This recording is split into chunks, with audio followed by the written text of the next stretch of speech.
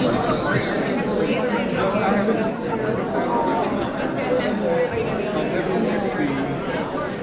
right. Sleigh bells jingle, aren't you listening? We're going to get started today. We've got 9:30.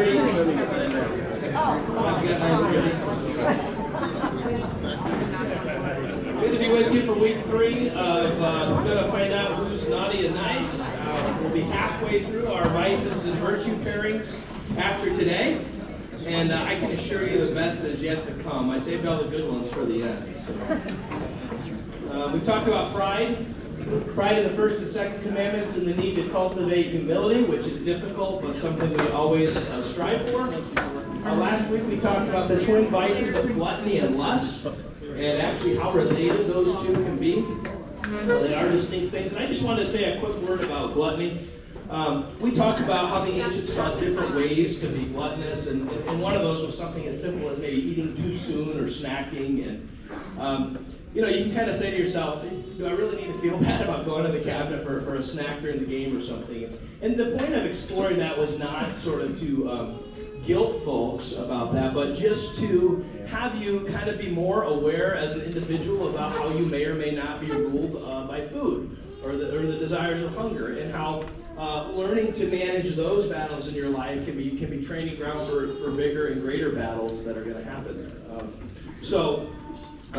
Please don't hear any of this as just a way to stomp you into the ground, but basically a way to sort of examine your heart at a deeper level, because when we do that, it often pays dividends in increasing our ability to recognize our sin, to deal with it, and aids us in our sanctification as we move forward to serve Jesus. All right, so it's time for the big reveal. Today, what are we going to pull out of the stocking? Some whoopee, right? Anybody? Anger. So you can figure out what's left, obviously, if you... Well, you don't know what's left, do you? You can look up the 7 deadly sins on the internet and you'll know what's left. Okay, so let's talk about anger today. And to do so, I want to stimulate your thinking by having you consider this verse, James 1:20. The anger of man does not produce the righteousness of God. Okay? In your groups, with those around you, don't take too long, but if you're willing, tell your neighbor what in life tends to make you most angry. And secondly, whether you think being angry is always inherently sinful. Let's do 2 minutes on this. And we'll go right That makes me angry. That will take longer than 2 minutes.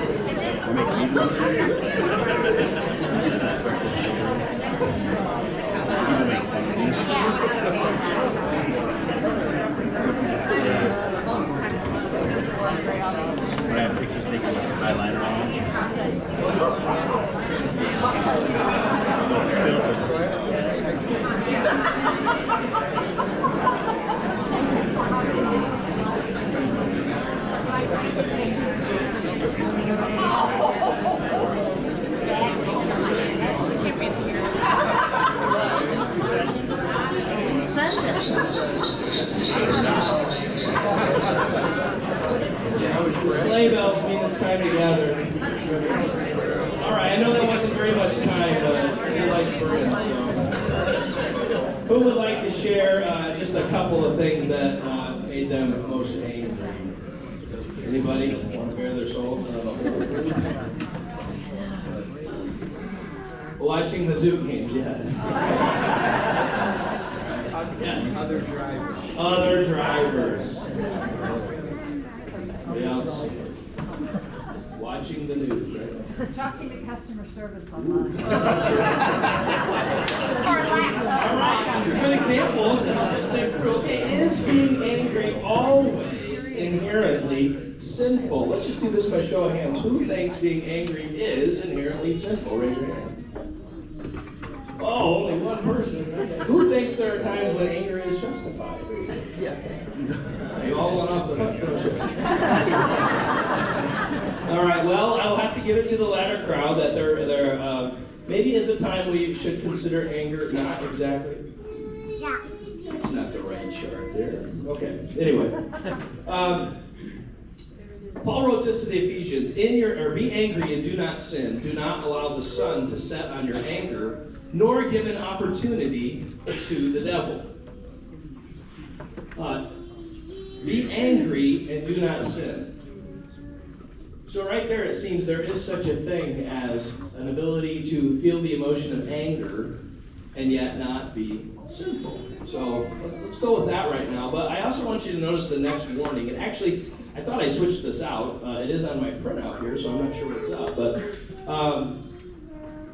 do not give the devil opportunity. That's the ESV, and that's fine. I like the NIV. Do anybody know what it says? Do not what?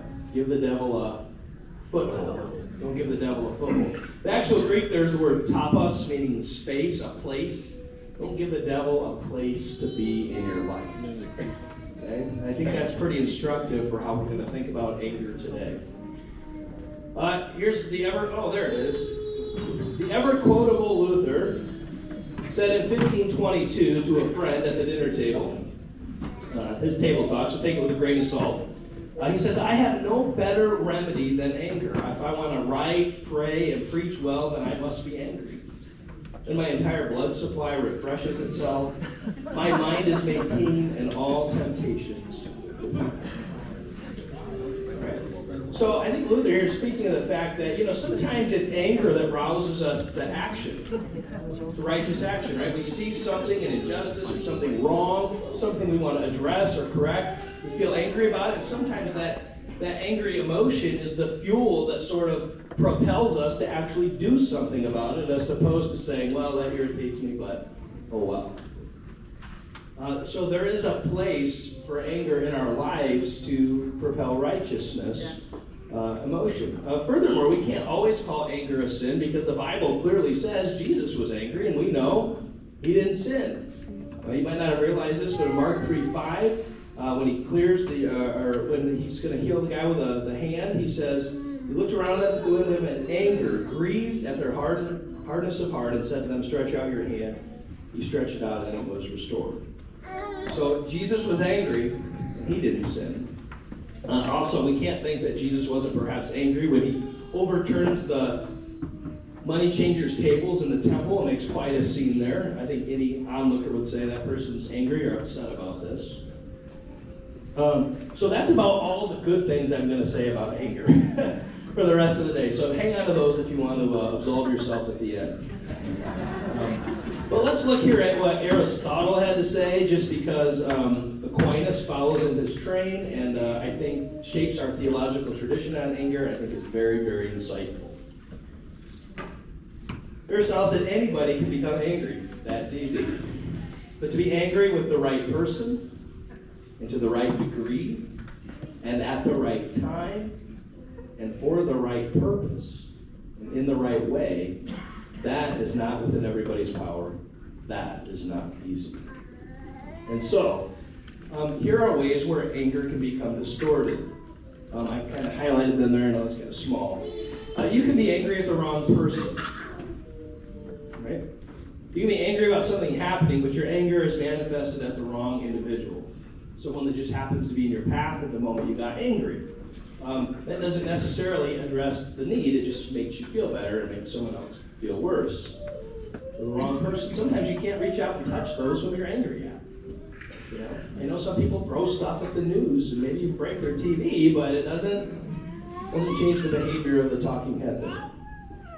We can get angrier than we should be. disproportionate. Why are you so angry about just that? Maybe big things require great anger, but when it becomes disproportionate, it becomes harmful. We can be angry for too long.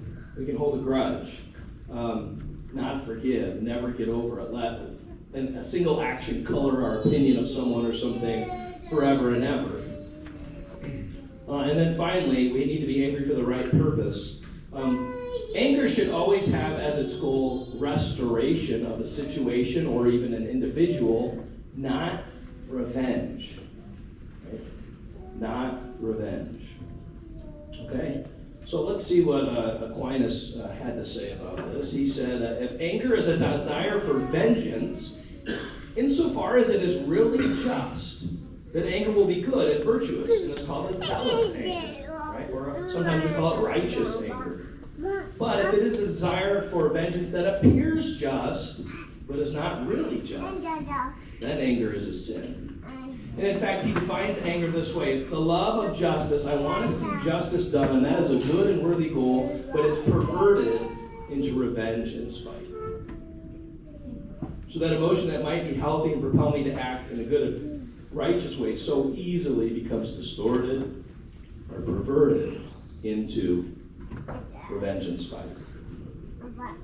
Luther said this. He said, some like to see punishment to be meted out, not because they seek their own advantage, but through the punishment and restoration of their own things, they seek the betterment of the one who has stolen or offended. But no one ought to attempt this unless he is mature and highly experienced, lest he mistake wrath for zeal, and be convicted of doing from anger and impatience that which he believes he is doing from the love of justice. Okay? Some wisdom there, right? You might think the manifestation of your anger is righteous or justified, but Luther says, boy, it's a rare person who can do that well, right? Often we confuse wrath and zeal. We get them mixed up. So what's at the heart of all these sins? What did we learn the first week? Pride is at the heart of all of them. So when I'm angry, what I'm doing is I'm pridefully stepping in and saying, I can be a better punisher of this injustice I see than God can be. Right? It's His to punish and His to judge, and yet I will step in His place, and I will do the thing that's been given to Him to do. And so I've been showing this chart the last several weeks. I haven't explained this mountain much because we haven't had time, but this is Mount Purgatory in Dante's Divine Comedy, and not that we believe in purgatory, but he arranges it around the deadly sins. And notice he calls pride, envy, and wrath, the first three you're purged from as you ascend to heaven, as misdirected, or sometimes it's called perverted love. Sloth is deficient love, a lack of love. And then greed, gluttony, and avarice are excessive love. We love the things of the world too much. So along with pride and envy, anger is a place that says, I will trust in myself. I will assume God's place. And this brings out another thing that Luther wants us to recognize about these vices. It's not just that they're rooted in pride. It's not just that they're bad habits. Ultimately, at the end of the day, what is a vice? It's idolatry and unbelief. A lack of trust in God. He says in 15:17, unbelief is every vice. 15:20, therefore God has rightly included all things, not under anger or lust, but under unbelief. In 15:27, he wrote this. He says, formerly you were idolatrous, and you lived in, and look what he names here, the 7 deadly sins, unchastity, gluttony, greed, vanity, anger, envy, and hatred. See, this is why Peter writes, abstain from the passions of the flesh which wage war against your soul. The ultimate danger of the vices is not that we do bad things and sin. We're going to do that no matter what. The ultimate bad thing about vices is at the end of the day, they're a trusting in myself or something in the world, and when that becomes greater than my trust in God, I enter into a state of unbelief.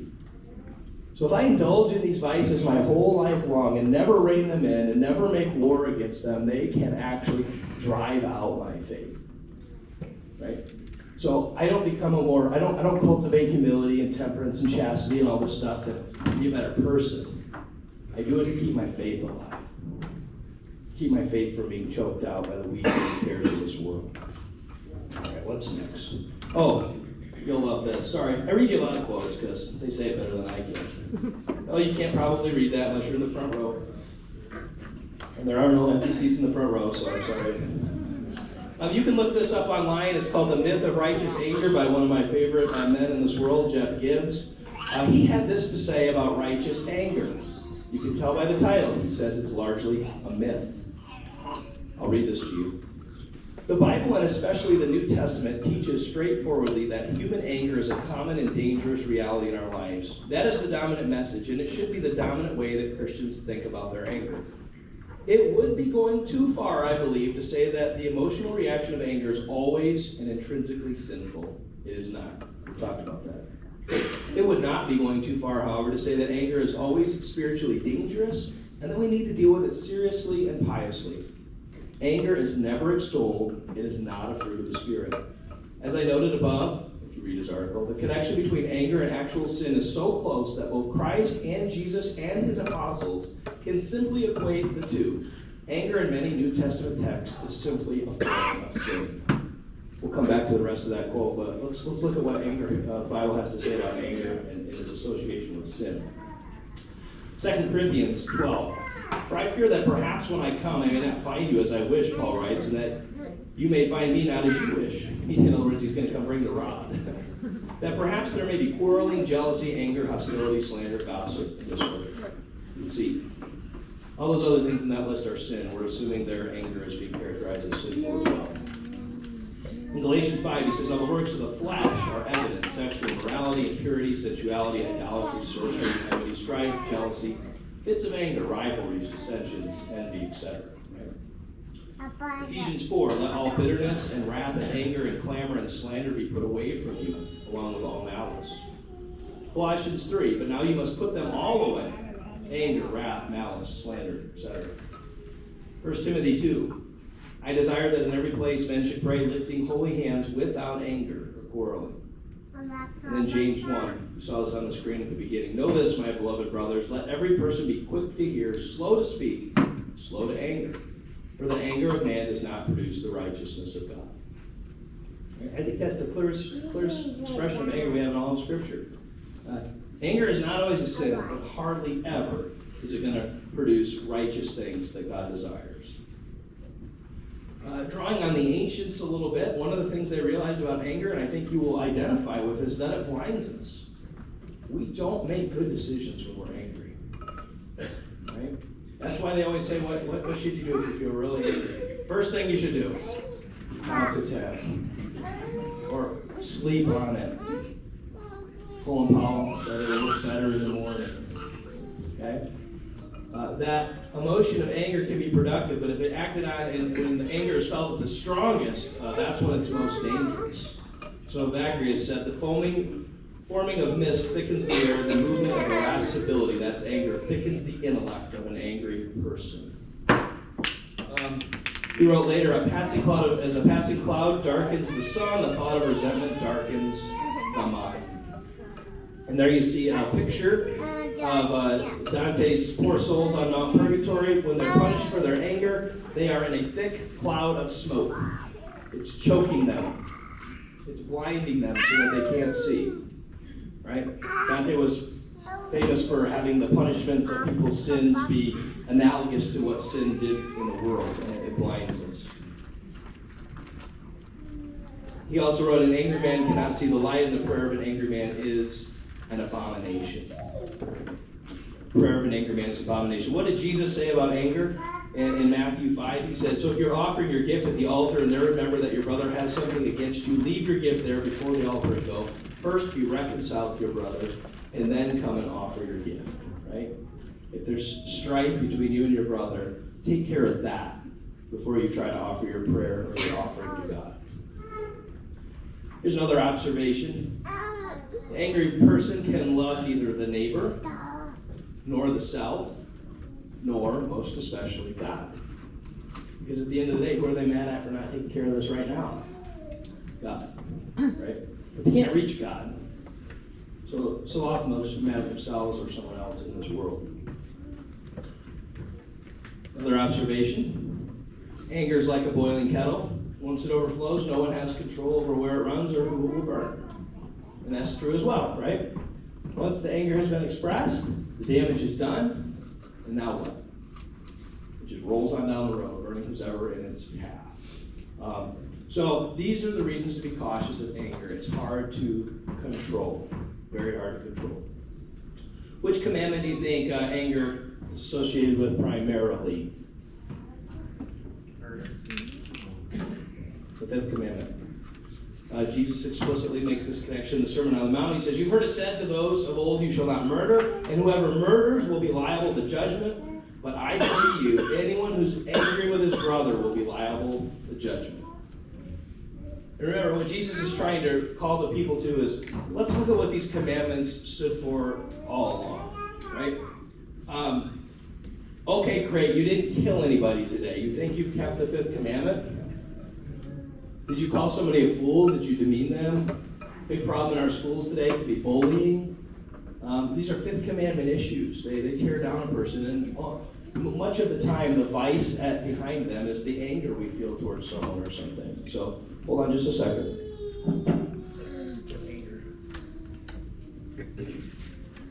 Put our display here. No. Put anger with the fifth commandment. Here's another way to see this connection. Luther wrote in the Large Catechism, "When hearts turn in rage, they are ready to shed blood and take revenge. Then follow cursing and blows and eventually calamity and murder." For wherever murder is forbidden, he says, there's also forbidden everything that may lead to murder. Many people, although they do not actually commit murder, nevertheless curse others and wish such frightful things on them that if they were to come true, they would soon put an end to them. Have you ever said, "Oh, I wish I could just kill so-and-so"? You ever at least felt that or thought that in your mind? Now, maybe you didn't do it. You see, that's why it's important to examine our hearts at the level of vice. Because if you quench that, right, it's less likely to lead down the path that would eventually lead to the worst manifestation of that. Yes, murder is worse than anger. But where did murder start? It started back here in the heart with anger, right? That's a pretty extreme example, I agree. But what about when we get to greed? Where did the cheating on the taxes or the theft start? It started with my greed that I want to keep more for myself. And this is why it's just such a healthy thing to look at these commandments at the level of the heart, which is what the vices are. Also in the fifth commandment, sins of omission are largely in view, especially for Luther.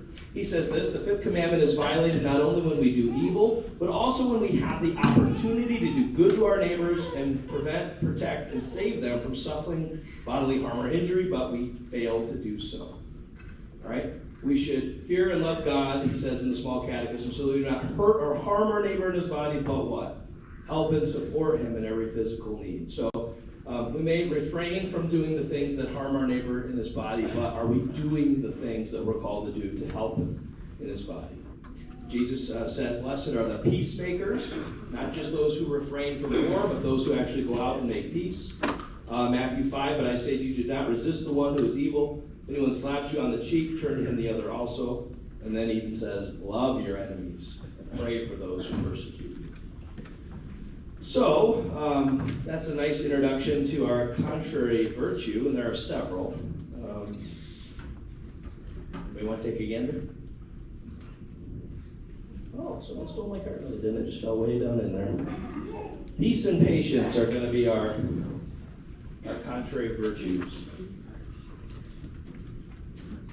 Bear with me as I build my beautiful display. I spent a lot of time on this.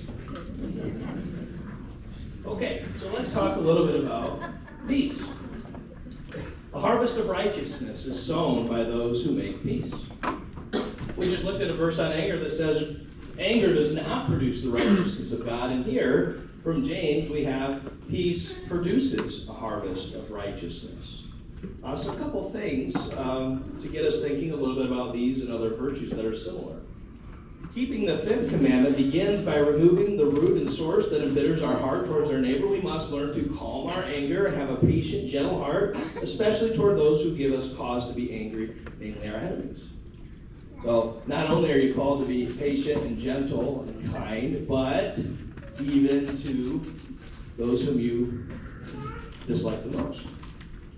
In the Large Catechism again, he says, once again, we have God's Word by which he wants to encourage and urge us to do true, noble, exalted deeds such as gentleness and patience, and in short, love and kindness towards our enemies. He always wants to remind us, recall the first commandment, that he is our God, and that he wishes to help, comfort, and protect us, so he may restrain our desire for revenge. See, that's what these virtues that are contrary to anger help us do, is suppress the desire to take out vengeance on those whom we are upset with. And ultimately, we have a Christian word for that. What needs to take place? A word that maybe pagans don't know. Forgiveness, right? So I could have easily put forgiveness up there as well.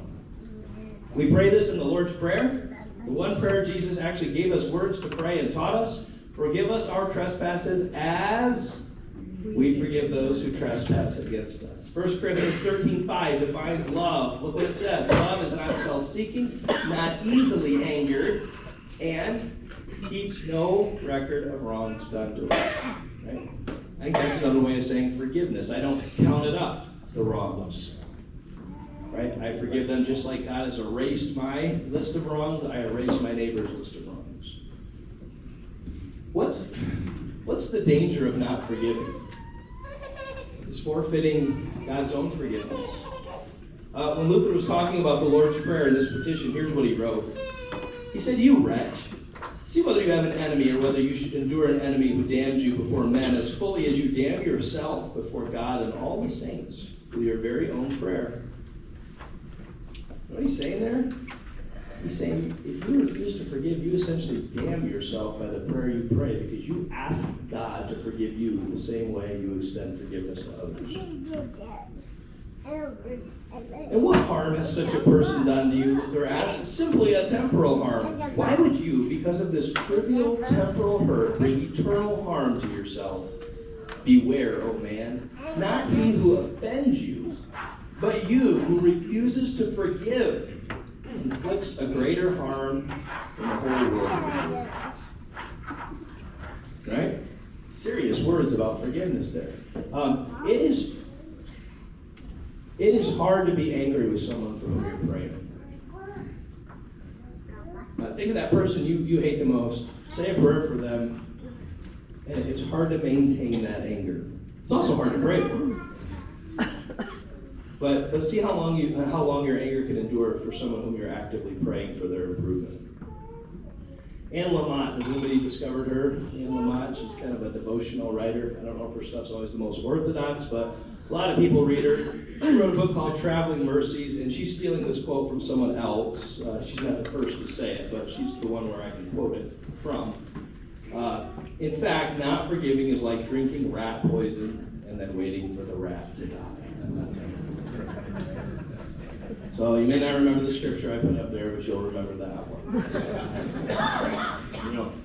Who does it hurt the most when you harbor a grudge and harbor resentment? Most of the time, the person you're harboring it against doesn't even know that. You're not making them miserable by fuming over them. I should listen to my own words. What does Jesus do? Right? He says, "Father, forgive them, for they know not what they do." Okay?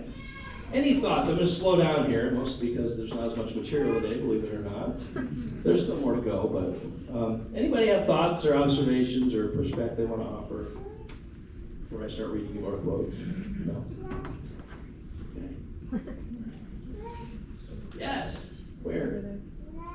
Just start talking. I can't. Okay, yeah. It was interesting that you brought up, do not let the sun go down on your anger. You also listed a quote by Colin Powell saying, it's better to sleep on it than better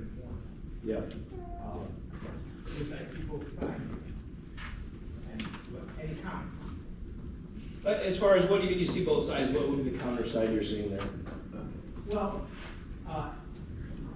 so it is good to resolve quickly, as quickly as you can. Sure, yeah. However, it's also, if you're tired, if you can't think clearly, Oh, I see what you mean. then Yeah.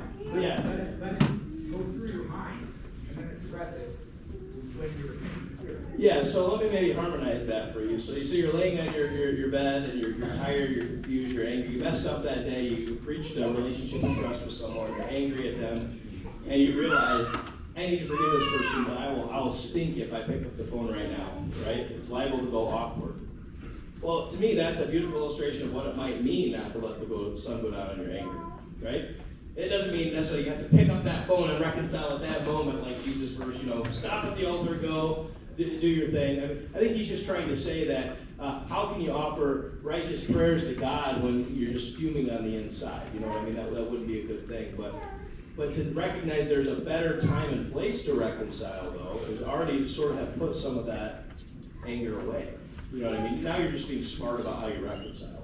So, does that make sense to you? I think you've already made the decision not to let the sun go down in your anger. If you're already thinking in your mind, like, this needs to go towards reconciliation. And that can take some time, too. These verses that's a proverbial verse, do not let the sun go down on your anger. It's not necessarily like, never go to bed having a non-reconciled relationship. That'd be impossible to do. The idea is, the sooner you can reconcile, though, obviously, the better. Yeah. Good. Yes. I don't know if this makes sense, but how do you help a non-Christian to understand what forgiveness is, or how to help them to forgive somebody? So the question is, how do you counsel a non-Christian who might not know or recognize the importance of forgiveness? I think that's the distinctive part of Christianity, is we know what forgiveness is because we're a people who've been forgiven. And it is a hard concept to communicate to ourselves, let alone to those who don't know God's mercy. So that's not to say that there aren't pagans or atheists out there who could not exhibit forgiveness. But I think it's rare, because I think it's such a human, natural thing to hate our enemies, right? And we still love lots of people, and we still do lots of good, but just not to those whom we are lined up against, or who have wronged us. And so I do think that that's a distinctive of the Christian faith, if you will.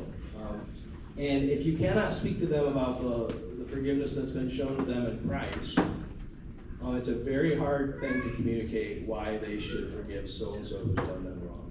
So I think it's an opportunity to witness, right? I've been forgiven of every single thing I've ever done. So now I look at this one instance here that I'm stewing over. Can I overlook that? And if you can try to model that or verbalize that for them, that might even be a way to witness to them of what forgiveness even is. But I agree with you. When it's a non-Christian involved, forgiveness is a hard concept to grasp. Because it's just not natural just to let things go. Yeah. Good question. Yes?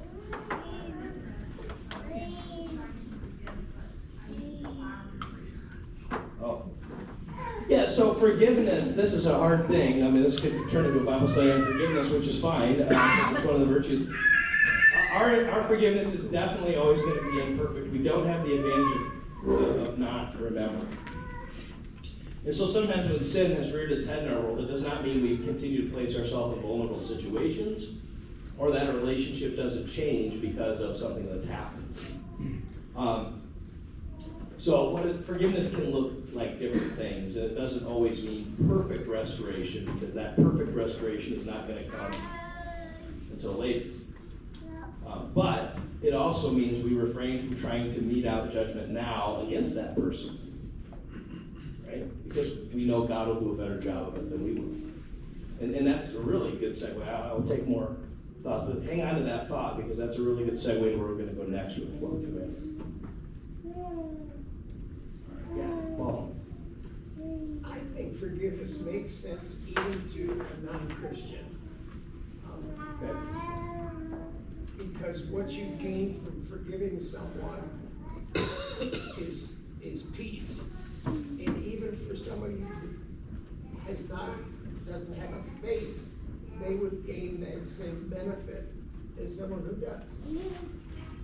Yeah, so if someone who's not, any person who is willing to let go of something is going to realize the benefits they feel from that. And so if they learn that habit, it might be something they can emulate. I'm not saying a non-Christian can't understand it. I'm just saying we as Christians should have a distinct advantage in embracing what that is. Okay, hang on to some questions if you have more at the end. I'm going to move along just to help us finish on time. I said anger is primarily associated with, oh, thank you, with the fifth commandment, but I'm going to move it here. I'm going to actually move it up a little, because it's also in some ways associated with the fourth commandment. Here is what I mean. Romans 13. Let every person be subject to the governing authorities, for there is no authority except from God, and those that exist have been instituted by God. Therefore, whoever resists the authorities and resists what God has appointed, and those who resist will incur judgment. For rulers are not a terror to good conduct, but to bad. When you have no fear of the one in authority, then do what is good, and you will receive his approval, for he is God's servant for your good. But if you do wrong, be afraid, for he does not bear the sword in vain. For he is the servant of God, an avenger who carries out God's wrath on the wrongdoer. So there are certain people in this world, namely those in positions of authority, who have a calling from God to carry out wrath and anger. But the wrath they carry out is not their own, it's to be seen as God's wrath. So, not trying to stir up a pot about the death penalty or capital punishment, whether you agree with it or not, but it exists in our world. Somebody's got to push that button. Is that person acting out of anger to punish that guy? No.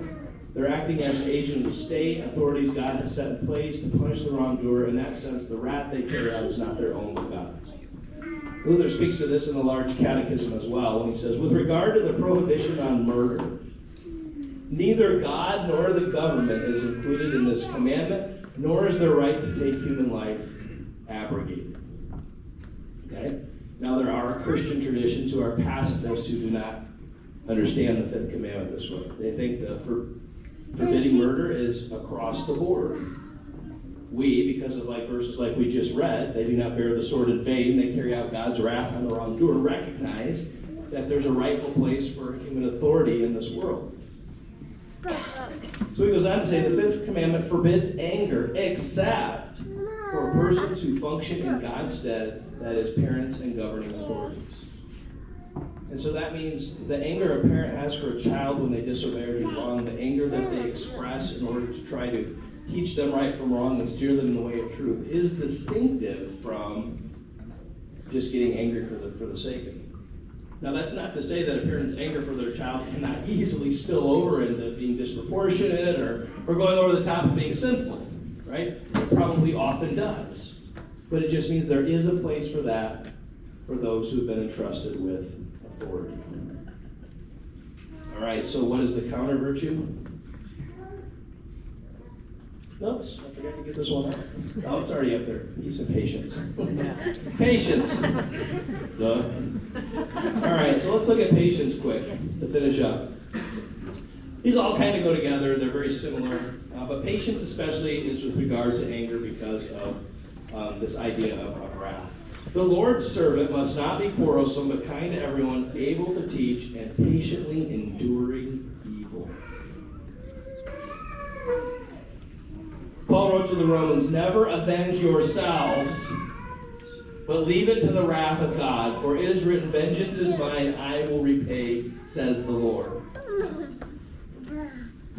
Patience is required because we see an injustice, we get angry about it, we want to right that wrong. We can't always do that. And when anger is going to become distorted as we insist on doing it anyway, even though we don't see it happening or don't see it possible, instead of saying, you know what, I'm going to let this one go because no matter what punishment or harm I could bring this individual who's wrong, there's a judgment day coming. And God is going to judge this person in a far greater way and more effectively than my anger possibly can. So I'm going to leave room for the wrath of God. Right? And I'm not going to be controlled by my anger towards this situation.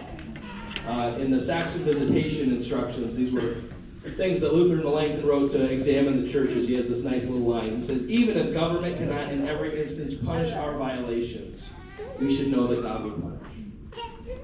That means sometimes the justice system fails. Sometimes God's rightful wrath on the wrongdoer isn't carried out in this time and place. Murders go unsolved. Crimes go unsolved. People go unpunished. It makes us angry. But no one hides from God. He's going to right it in the end. So how do we go about combating our anger? Well, a couple of these things we've talked about already, and this is how we'll close today. Number one, pray for our enemies. I kind of hit on this already. Think of the person you hate the most and pray for them tonight. Pray for them tomorrow. Pray for them the next day. You might have to pray for them your whole life. Right? Serve your enemies. Right? What does Romans say? If your enemy is hungry, feed him. If he's thirsty, give him a drink. For in doing so, you will heap coals of fire on his head. By the way, no one knows what that means. You'll heap coals of fire on his head. I'm not going to get into it. Are you making hell a little hotter for him? I don't know. That should be your motivation, right?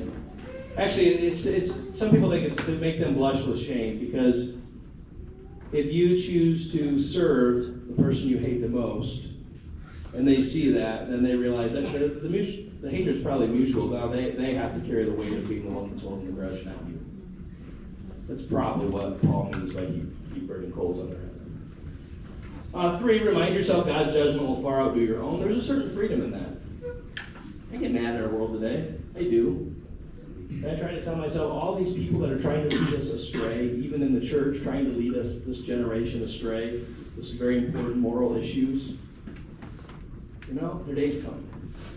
I would hope that they would repent and join with believers and believe in what God teaches, but if they don't, I'll let God worry about that. 4, this is just some wise advice. Get rest, relax, exercise, burn off tension. If you're working too many hours, if you're doing too much, if you've got too much on your plate, that's just going to exacerbate your opportunities to be angry. You got to take care of yourself. If you find yourself increasingly angry, try to reprioritize your time. Burn off that energy in healthy ways. Re-examine your expectations of others. Believe it or not, they're a sinner just like you. They'll mess up. They'll wrong you. You gotta stop being surprised by that.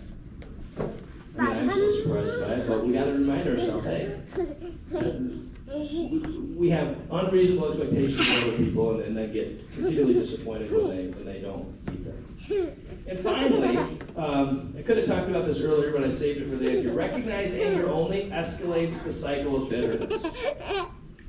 Someone's angry, another person's angry, and it just kind of spins up and up and up, and the retaliation becomes bigger and greater. The only way that doesn't continue to go like this is if someone, the more mature Christian in the cycle of anger, stops it and says, I'm going to extend the hand of forgiveness. I'm going to not retaliate. It's that old get the last word in. Isn't it hard not to get the last word in when you're arguing with your spouse? Very hard. Very hard to be the one that doesn't say something next. Only forgiveness breaks the cycle. That's why Jesus says, how many times should I forgive my brother? Not just 7 times, but 70 times 7. In other words, he's saying, you just got to keep doing it. You just got to continually call to forgive, because the anger is just going to well up again and again. And so when we cultivate patience in our life and we cultivate gentleness, the cords of anger on our heart loosen a little bit. And all of a sudden we're not as blind as people. We're not as grudge holding. We're not as focused in ourselves. We're loose from the box of that ever so slightly, so that we can turn our attention not to our stewing on injustice, but to maybe actually serving someone in our midst that needs our care. All right? Good. Well, that's all I have on anger today. Let's close with a prayer. Father in heaven, I thank you for this day, the beginning of the new church year, and the opportunity to look at God's Word with the people of God. Continue to bless our journey towards the celebration of your birth, and help us to calm our anger by developing gentle, patient, and forgiving hearts. In your name we pray. Amen.